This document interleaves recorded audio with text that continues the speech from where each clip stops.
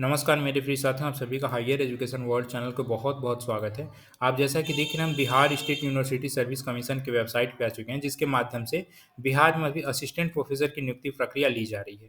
प्रिय साथियों, आज के सेगमेंट में मैं बहुत सारे महत्वपूर्ण मुद्दों पर चर्चा करने वाला हूँ, लेकिन उससे पहले मैं चाहूँगा जो फ़िलॉसफ़ी विषय के अभ्यर्थी हैं जिनका कि 15 व 16 दिसंबर को साक्षात्कार संपन्न हो चुका है, उनसे निवेदन है कि नीचे कमेंट सेक्शन में जो गूगल फॉर्म लिंक दिए हुए हैं, उसे ज़रूर वो फ़िल अप करें।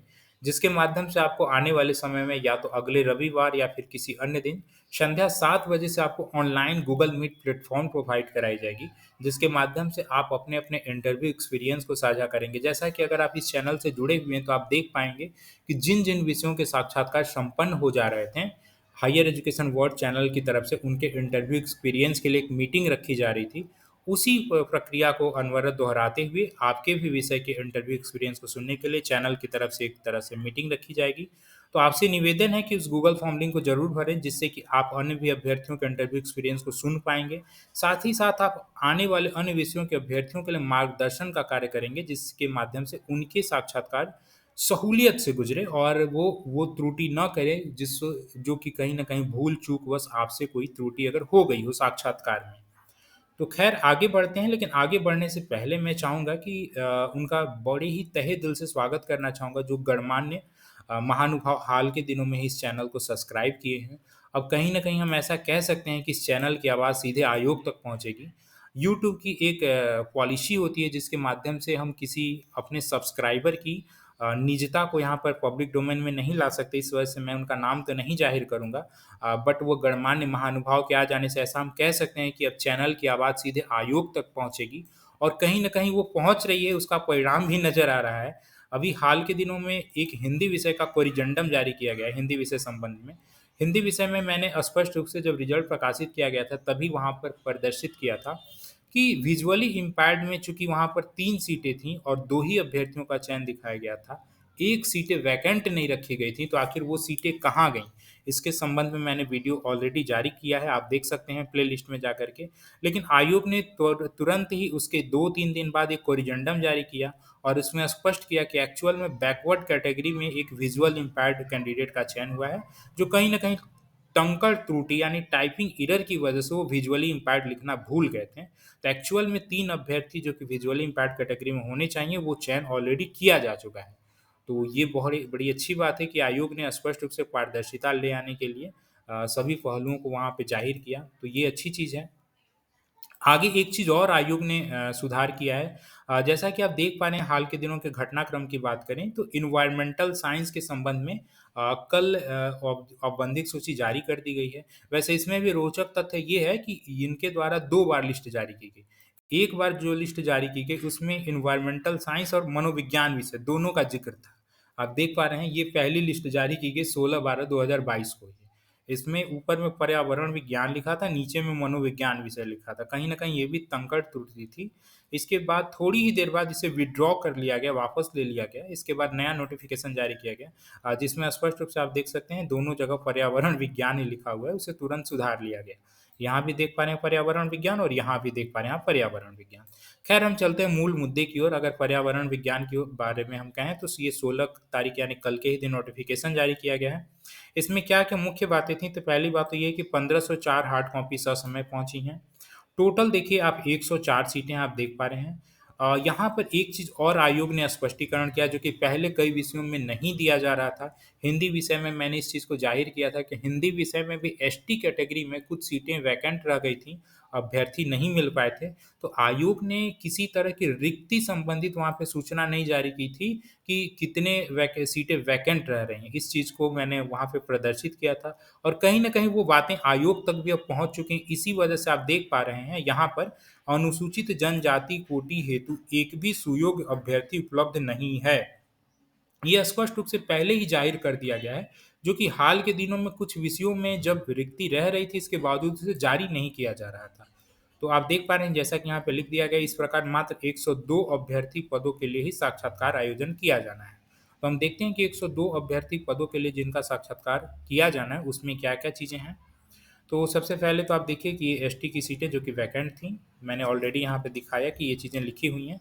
अगर इसकी कट ऑफ की बात करें तो आप देख पा रहे हैं 77 जो कि अनारक्षित और अनारक्षित फीमेल वर्ग के लिए है। बाकी अन्य कैटेगरी के लिए सबका बिलो 66 है। बिलो 66 मतलब ये पीएचडी भी नहीं है कहीं न कहीं। ये जो कट ऑफ स्कोर दिखाया गया है। लेकिन एक्चुअल में ये कट ऑफ स्कोर जो दिया गया है उसको आप ये ना समझें कि यही कट ऑफ स्कोर चयन का स्कोर है। रीज़न ये है कि जो कट ऑफ स्कोर होता है वो तीसरे नंबर के अभ्यर्थी का होता है। एक सीट पर 3 अभ्यर्थियों का इंटरव्यू कॉल किया जा रहा है और जो न्यूनतम तीसरे नीचे से तीसरे नंबर के अभ्यर्थी हैं, उनका ये स्कोर है। पहले नंबर के अभ्यर्थी का तो स्कोर पता ही नहीं है क्योंकि वो तो ज़ाहिर नहीं किया गया है। तो इस वजह से आप ये ना सोचें कि जो 38 एक्चुअल में यही चयन का स्कोर होगा और इसमें कोई दो राय नहीं है कि हो सकता है कई हिंदी में ऐसा देखने को मिला कि जो कट ऑफ स्कोर था उस कट ऑफ स्कोर वाले अभ्यर्थियों का जब चयन नहीं हुआ था तो उनका ये कहना था कि मेरा तो चयन नहीं हुआ कट ऑफ में ये था वो था। तो एक्चुअल में इसलिए चयन नहीं हुआ क्योंकि वो न्यूनतम तीसरे नंबर के अभ्यर्थी का था। छठवें नंबर सॉरी जो पहले नंबर के अभ्यर्थी हैं उनका स्कोर क्या होगा कोई नहीं जान रहा है। उनका स्कोर 86 हो सकता है, उनका स्कोर 90 से भी अबव हो सकता है, 90 से भी अधिक हो सकता है। बशर्ते अगर हम एनवायरमेंटल साइंस के संदर्भ में देखें तो एक आश्चर्य यह है, यहाँ पे देखिए 1504 अभ्यर्थियों का हार्ड कॉपी ससमय पहुंचा है, जिसमें से 874 लोग 874 लोग तो इनएलिजिबल हैं, यानी 50% अभ्यर्थी यहाँ पर अयोग्य हैं। 50 आपको मैं अयोग्यता की लिस्ट दिखा दे रहा हूँ, एकदम नीचे सबसे आते हैं तो देखिए यहाँ पर इनएलिजिबल अभ्यर्थियों की देखिए संख्या दी है 874 आप देख पा रहे हैं। 874 अभ्यर्थी इनएलिजिबल किए गए हैं, ये सभी इनएलिजिबल की लिस्ट हैं। इसको देखिए इनएलिजिबल और एलिजिबल दो अलग-अलग बाइफरकेशन किया गया था। आप देख पा रहे हैं यहाँ पर मैं एकदम ऊपर आता हूँ इनएलिजिबल में, ये देखिए 1 से शुरुआत की गई है। आप देख पा रहे हैं ये इनएलिजिबल अभ्यर्थी जिनकी शुरुआत 1 से हुई है। और इसी तरह एलिजिबिलिटी का देख पा रहे हैं वह 835 यानी 835 अभ्यर्थी एलिजिबल हैं। यानी अयोग्यता ही योग्यता से ज़्यादा है। अयोग्य ही अभ्यर्थी ज़्यादा हैं योग्य अभ्यर्थियों से आप देख पा रहे हैं। चूँकि 835 अभ्यर्थी को औपबंधिक रूप से अर्हित किया गया है और 874 अभ्यर्थी को अयोग्य किया गया है। खैर इसमें आप बहुत ज़्यादा आश्चर्य न करें कि क्यों इतने ज़्यादा अभ्यर्थी को अयोग्य किया गया है, क्योंकि अधिकतम मैंने यहाँ पर केस देखा because MC MSc not in core allied subject जो अन्य अन्य विषय के अभ्यर्थी हैं वो एनवायरमेंटल साइंस को फिलअप किए हैं। बहुत सारे तो मैंने देखा कि जो एग्रीकल्चर के हैं उन्होंने इस फॉर्म को फिलअप किया। उन्हें लगता है कि एनवायरमेंटल साइंस में वो कहीं न कहीं कंसीडर कर लिए जाएँगे या फिर वनस्पति विज्ञान के भी बहुत सारे हैं। तो इस वजह से कहीं न कहीं इन्हें कंसीडर नहीं किया गया। मैक्सिमम वही चीज़ें मुझे देखने को मिली। तो इस वजह से इनएलिजिबल किया गया है। इस पर आपको बहुत ज़्यादा संशय नहीं करना है कि बहुत ज़्यादा इनएलिजिबल क्यों किया गया है। यहाँ पे जो मुझे एक कमी नज़र आई उस ओर मैं आपका ध्यान इंगित करना चाहूँगा। एक्चुअल में कमी नहीं आयोग द्वारा ऐसा क्यों किया जा रहा है ये भी मुझे भी स्पष्ट नहीं हो पा रहा है। आप 44वें नंबर के अभ्यर्थी को देखें यहाँ पर स्पष्ट रूप से लिखा गया है कि प्रोविजनली एलिजिबल अंडर अनरिजर्व्ड यानी औपबंधिक रूप से इन्हें अनरिजर्व कैटेगरी में अर्हित किया जा रहा है। क्यों? क्योंकि इन्होंने जो ईडब्ल्यूएस सर्टिफिकेट लगाया था वो 2020-21 से पहले का है। चूँकि वैकेंसी 2020 दिसंबर में आई थी और जो 2020 और 2021 सत्र से पहले के अगर सर्टिफिकेट लगाए हुए हैं ईडब्ल्यूएस सर्टिफिकेट तो उन्हें सीधे अनरिजर्व कैटेगरी में डाल दिया गया है। अच्छी बात है। यहाँ 49 नंबर पे भी आते हैं तो सेम वही इशू है। इनका भी देखिए प्रायर 2021 है, इस वजह से ये भी देखिए ईडब्ल्यूएस कैटेगरी के हैं। तो इस वजह से इनको अनरिजर्व कैटेगरी में डाल दिया गया है। लेकिन अब मुद्दा ये है कि जब ईडब्ल्यूएस कैटेगरी में अगर पहले 2020 के हैं तो उनको अनरिजर्व में डाला गया है, तो फिर यहाँ पर देखिए यहाँ पर भी सेम इशू आप देख पा रहे हैं। यहाँ पर आप देख पा रहे हैं ये भी प्रायर 2021 है, ठीक है? आप देख पा रहे हैं प्रायर 2021 है, किस चीज़ के संबंध में है? ये आपको एनसीएल सर्टिफिकेट के संबंध में, ठीक है?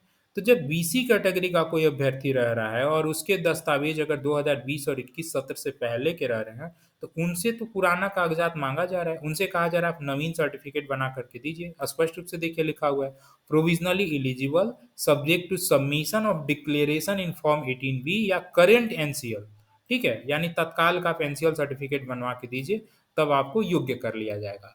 तो यहाँ पर भी आप इन्हें अनरिजर्व कैटेगरी में डाल सकते थे, बस बट आपने नहीं डाला। तो ये चीज़ें थोड़ा समझ से परे हैं कि आखिर ऐसा क्यों किया गया है ईडब्ल्यूएस वालों के संग अन्यायपूर्ण।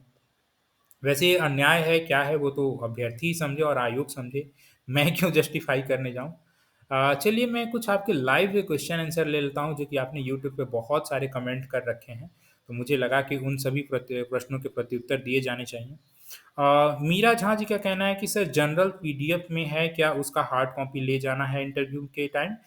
जी हाँ मीरा झा जी, ऑब्वियसली अगर आपने अपने रिसर्च पेपर वहाँ पे लगाए हैं और अगर वो मैगजीन या फिर आर्टिकल रिसर्च पेपर जो भी कहिए, अगर ऑफलाइन है तो उसकी आपको बुक मिली होगी, उसे ले जाना होगा। अगर ऑनलाइन में है तो उसका सर्टिफिकेट आपको मिलता है कई बार, तो सर्टिफिकेट लेकर के जाइए। ऑनलाइन का वो डिजिटली वेरीफाई कर लेंगे, उसके लिए आपको चिंता नहीं करनी है।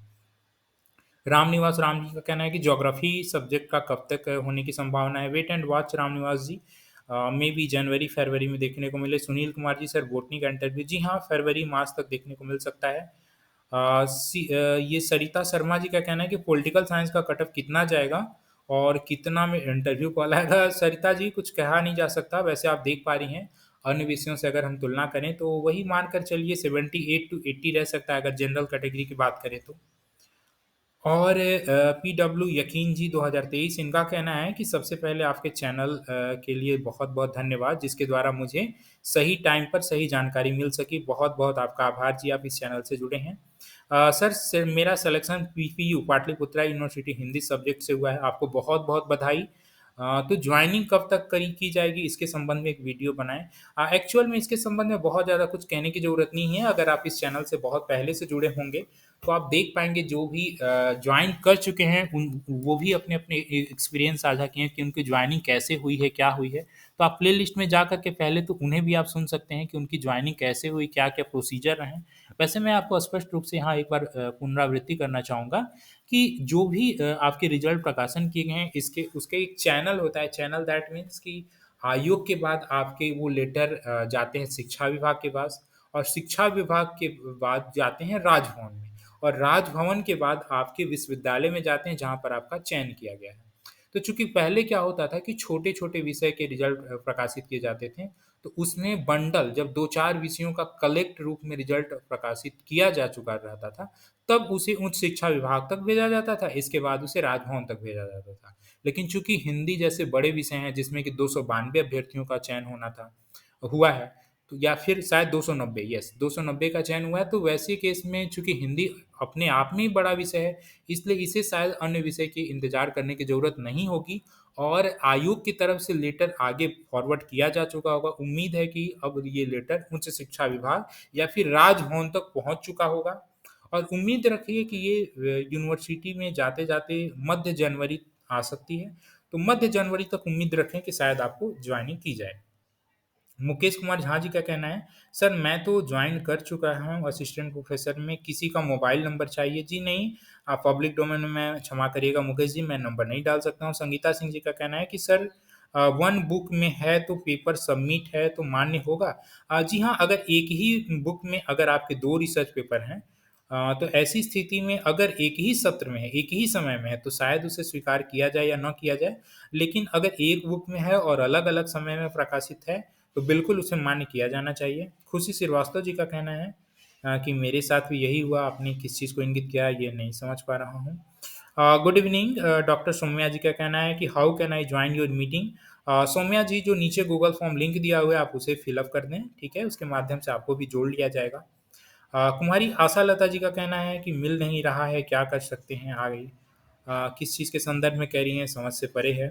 कुमारी आशा लता जी का फिर से कहना है कि सर मेरा एप्लीकेशन का यूज़र नेम भूल गया है, कैसे रिकवर कर सकते हैं? कुमारी आशा लता जी, यूज़र नेम कोई अलग नहीं होता है, आपका ईमेल आईडी ही होता है और रही बात पासवर्ड, तो पासवर्ड आप अगर भूल गए हैं तो वहाँ पे फॉरगॉट पासवर्ड का ऑप्शन आ रहा होगा आयोग के साइट पे, वहाँ से आप जाकर के अप्लाई कर सकती हैं। डॉक्टर रागिनी कुमारी जी का कहना है कि संस्कृत विषय की कब तक संभावना है? Wait and watch Ragini ji, study 24 India का कहना है कि सर ऐसा सुनने में आ रहा है कि यह पूरा का पूरा नियोजन ही रद्द हो जाएगा। जी नहीं, ऐसा आप कहाँ सुन लिए हैं कि ऐसा पूरा रद्द हो जाएगा? सोशल मीडिया, फेसबुक अन्य जगह बहुत इस तरह के वायरल चल रहे हैं, उसको आप इग्नोर करें, ऐसा कुछ नहीं होने वाला है कि पूरी नियुक्ति प्रक्रिया पर ही बंद या फिर इस तरह का कुछ देखने को मिले। दिनेश कुमार जी का कहना है कि सर दर्शन शास्त्र में अंतिम सूची 2 प्रकाशित की गई है। उसमें कौन-सा मेगा अंक के आधार पर सूची बताने का कष्ट करें? जी, अभी दर्शन शास्त्र के तो रिज़ल्ट भी प्रकाशित नहीं किए गए हैं, इसलिए अभी रिज़ल्ट प्रकाशन किए जाने के बाद ही कुछ चीज़ें स्पष्ट हो पाएँगी। स्टडी 24 जी आप जो कह रहे हैं ना कि पूरी नियुक्ति प्रक्रिया रद्द होगी या वगैरह-वगैरह, मुझे उम्मीद है कि आप कोर्ट केस के आधार पे कह रहे हैं। तो देखिए अभी माननीय न्यायालय द्वारा बहुत सारे केसेज़ तो ऑलरेडी उस पर परिणाम सुनाए जा चुके हैं जिसमें ऐसा कुछ देखने को नहीं मिला और दूसरी चीज़ जब कुछ ऐसा बहुत बड़ा केस रहता है ना तो उसे ऑलरेडी स्टे लगा दिया जाता है। जबकि कोर्ट के द्वारा कहीं भी प्रक्रिया पे स्टे वगैरह नहीं लगाया जा रहा है। इसलिए आप उम्मीद करें कि कोई भी इस तरह की पाबंदी या फिर रोक नहीं लगने जा रही है। और जो प्रक्रिया एक बार हो जाती है सो हो जाती है। इतना आसान नहीं होता है पूरी प्रक्रिया को रद्द करना। और कुछ ऐसा एथिकली पॉइंट भी नहीं अब तक नज़र आया है, कि जिसके आधार पे ये कहा जा सके कि पूरी नियुक्ति प्रक्रिया रद्द की जाएगी। कुछ लोगों का कहना है कि रोस्टर के आधार पे नियुक्ति नहीं हुआ है। जी नहीं, ऐसा नहीं है कि रोस्टर के आधार पे नहीं हुआ है। उच्च शिक्षा विभाग ने प्रत्येक विश्वविद्यालयों में अपने-अपने अधिकारी को प्रतिनियुक्त किया था रोस्टर बनाने के लिए और पूरी तरह से रोस्टर बन जाने के बाद ही ये पूरी वैकेंसी आई है। तो इसलिए ऐसा हम नहीं कह सकते हैं। अरुण दत्तात्रेय जी का कहना है कि सर मेरा प्रोविज़नली लिस्ट में नाम था, केवल मैट्रिकुलेशन का सर्टिफ़िकेट माँगा था, वो अपलोड किया, फाइनल लिस्ट में नाम नहीं है। एक्चुअल में हो सकता है आपका कट ऑफ स्कोर से नीचे नंबर आओ, इस वजह से फाइनल लिस्ट में आपका नाम नहीं है। औपबंधिक रूप से जो अर्हित किए जा रहे हैं, इसका मतलब ये नहीं है कि सबको इंटरव्यू कॉल आएगा ही आएगा। वो मात्र आपकी एलिजिबिलिटी के संबंध में है। विमलेंदु कुमार विमल जी का कहना है कि पटना उच्च न्यायालय में बैकलॉग आरक्षण पर केस है, उसका क्या हुआ? क्या यह नियुक्ति बीसी की कीमत पर है? इसका भी एक वीडियो बनाइए। जी नहीं विमलेंदु जी, ऐसा नहीं है कि ये पटना न्यायालय द्वारा बैकलॉग पर कुछ ऐसा अनएक्सपेक्टेड शायद देखने को मिले। जैसा कि मैंने अभी-अभी कहा कि बैकलॉग आरक्षण संबंधित जितने भी चीज़ें हैं बड़े ही स्पष्ट तौर पे हैं। हाँ, आयोग के द्वारा स्पष्ट नहीं किया गया है, लेकिन उनके पास सभी स्पष्ट हैं, वो कोर्ट में अच्छे से रख देंगे, उससे कुछ मुझे नहीं लग रहा है कि नियुक्ति प्रक्रिया पर कोई रोक लगने जा रही है। बिहार जीएस रिसर्च सेंटर जी का कहना है कि सर जी यदि थीसिस इंग्लिश में है तो इंटरव्यू इंग्लिश में होगी या हिंदी में, इन विषयों पर भी बात कीजिए। हाँ जी, अगर आपकी थीसिस इंग्लिश में है तो जी हाँ, इंग्लिश पर भी थोड़ा ध्यान दें, केवल हिंदी पर ही न रखें अपनी बातें। अगर हो सकता है आपसे इंग्लिश में पूछे जाए तो इंग्लिश में भी आपको कहना पड़े। गृह विज्ञान में जनरल सीट की क्या संख्या है, कितनी है? आप वेबसाइट पर जाकर चेक कर लें। रिंकू पासवान जी का कहना है कि सर मेरा नाम रिंकू कुमारी है, एससी कैटेगरी में आती हूँ, हिस्ट्री से हूँ, मैंने पीएचडी करी है, प्लीज़ मुझे बताएँ कि मैं अपना अंक कैसे जोड़ूँ? जी कुछ नहीं, बहुत आसान है रिंकू जी, वहाँ पर आयोग के द्वारा जो विज्ञापन जारी किया गया है, उस विज्ञापन में सभी अंक निर्धारित किए गए हैं कि किसको कितना-कितना अंक दिया जा रहा है, आप वहाँ से जाके देख सकती हैं। वैसे हायर एजुकेशन चैनल पर भी आप देखेंगी, पुराने वीडियोज़ में आप देख पाएँगे, इस तरह के वीडियो में बताए गए हैं कि कैसे-कैसे आप अपना अंक जोड़ सकती हैं। अगला कहना है कि पॉलिटिकल साइंस कब तक आएगा? Wait and watch. लास्ट प्रश्न ले लेता हूँ विजय कुमार जी का कि मुझे मुझे ईवीसी में इंटरव्यू के पहले, इंटरव्यू के बाद टोटल कैसे मिलेगा? कैसे सबका टोटल पता चलेगा? इंटरव्यू के पहले और इंटरव्यू के बाद टोटल स्कोर। मैंने 4 आरटीआई लगाया था जिसमें से 2 रिजेक्ट हो गया और 2 का अभी तक पता नहीं है चला है। विजय कुमार जी, मैं आपको ये पहले बता दूँ कि आरटीआई के संबंध में ऑलरेडी 2-3 वीडियो पीछे जाएँगे, तो हायर एजुकेशन वर्ल्ड चैनल की तरफ से आरटीआई कैसे करें, क्या करें, स्पष्ट रूप से वीडियो बनाया गया है।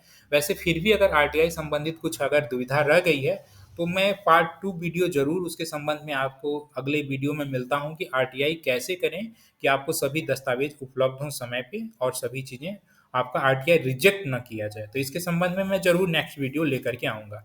तो थैंक यू, मुझे लग रहा है कि मैंने लगभग सभी पहलुओं को आपके समक्ष रख दिया है। तो आप इस चैनल से जुड़ें, इसके लिए बहुत-बहुत आभार। अगर वीडियो पसंद आए तो चैनल को सब्सक्राइब ज़रूर कर लें ताकि आने वाले समय पे आपको सभी वीडियोज़ उपलब्ध होते रहें। थैंक यू सो मच प्रिय साथियों।